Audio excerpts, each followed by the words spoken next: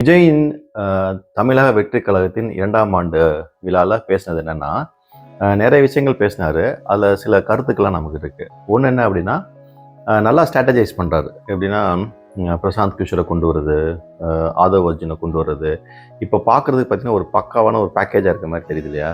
அது okay. But அது வரைக்கும் கரெக்டாக தான் வருது. ஒவ்வொரு ஸ்டேஜாக 1 இயர் முடிஞ்சோடனே கரெக்டாக ஒரு ஆண்டு விழா கொண்டாடுறாரு.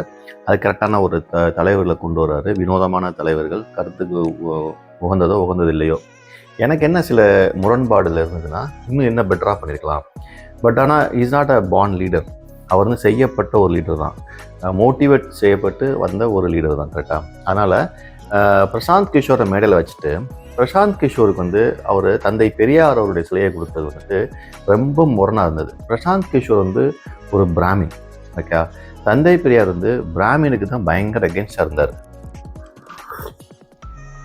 ஆமாம், அதனால் அது முரண். அதெல்லாம் தவிர்த்துருக்கலாம். ரைட். அப்புறம் பண்ணையாரை பற்றி பேசுகிறாரு. அது ஆனால் பக்கத்தில் 2 பண்ணையாரை வச்சுக்கிட்டே தான் பேசுகிறாரு. ஏன்னா இவர் கூட்டிகிட்டு வந்த யாருமே ஏழைப்பால் அதெல்லாம் கிடையாது. யார்? ஆதவ் அர்ஜுனா வந்து ஒரு பெரிய கோடீஸ்வரன், பிரசாந்த் கிஷோர் வந்து ஒரு பெரிய கோடீஸ்வரன், இவருமே கோடீஸ்வரன் தான். ஸோ அந்த டாப்பிக்லாம் நிறைய தவிர்த்துருக்கலாம். தேவையில்லாமல் வந்துட்டு ரொம்ப சிங்கே ஆகலை ஜென்ரலாக பார்த்தீங்கன்னா. அப்புறம் வந்துட்டு என்ன ப்ரோ, வாட் ப்ரோ, இதெல்லாம் வந்துட்டு அவர் இந்த யூத் அவர் வந்து சினிமாவில் இருந்தனால சினிமாவில் ஒரு பல்ஸ் பிடிப்பாங்க. யூத்தெல்லாம் எப்படி பிடிக்கிறது, சில குத்துப்பாட்டெல்லாம் வைப்பாங்க, அதெல்லாம் குத்துப்பாட்டு மாதிரி.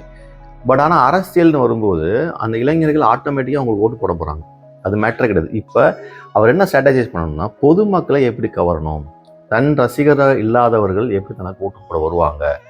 அப்போ அதனால் திரும்ப திரும்ப இந்த ரசிகர்கள் அட்டாக் பண்ணியே பேசுகிறது, what bro, this is a wrong bro, அப்படிலாம் வந்து பிடிக்கவே இல்லை. அடுத்து இன்னொன்று என்னென்னா, சென்ட்ரல் கவர்மெண்ட்டுக்கும் ஸ்டேட் கவர்மெண்ட்டுக்கும் இருக்கிற பிரச்சனை அவர் சரியாக புரிஞ்சுக்கிட்டாரானே தெரியல.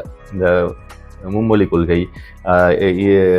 அதை பற்றி இந்த ஹிந்தி திணிப்பு, இதை பற்றிலாம் வந்து புரிஞ்சதாகவே தெரியல.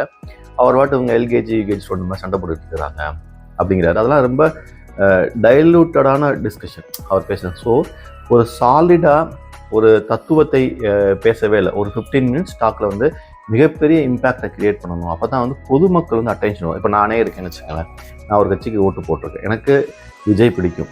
ஆனால் ஓட்டு போடுவேனா அப்படின்னு கேட்டிங்கன்னா, நடிகராக பிடிக்கும், டிக்கெட் வாங்குவேன் கண்டிப்பாக. ஆனால் ஓட்டு போடுவேனான்னு கேட்டால், நான் நடவடிக்கைகளை பார்த்து ஓட்டு போடக்கூடிய ஒரு ஆள் வச்சுக்கோங்களேன்.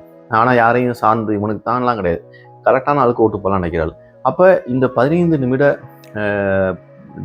பேச்சில் ஒரு இடத்தில் கூட என்னை கவரவே இல்லை. நான் சொன்னதான் வரிசையாக. எப்படின்னா, ஒரு பிரசாந்த் கிஷோரை கொண்டு வந்து வச்சதே தப்பு. அவர் ஸ்ட்ராட்டஜி பண்ணான்னு வெளியே வச்சு தான் பண்ணணும், அதை ஃப்ரண்ட்டில் வச்சு பண்ணுறது. ரெண்டாவது, அவருக்கு தந்தை பெரியாருடைய சிலையை கொடுப்பது.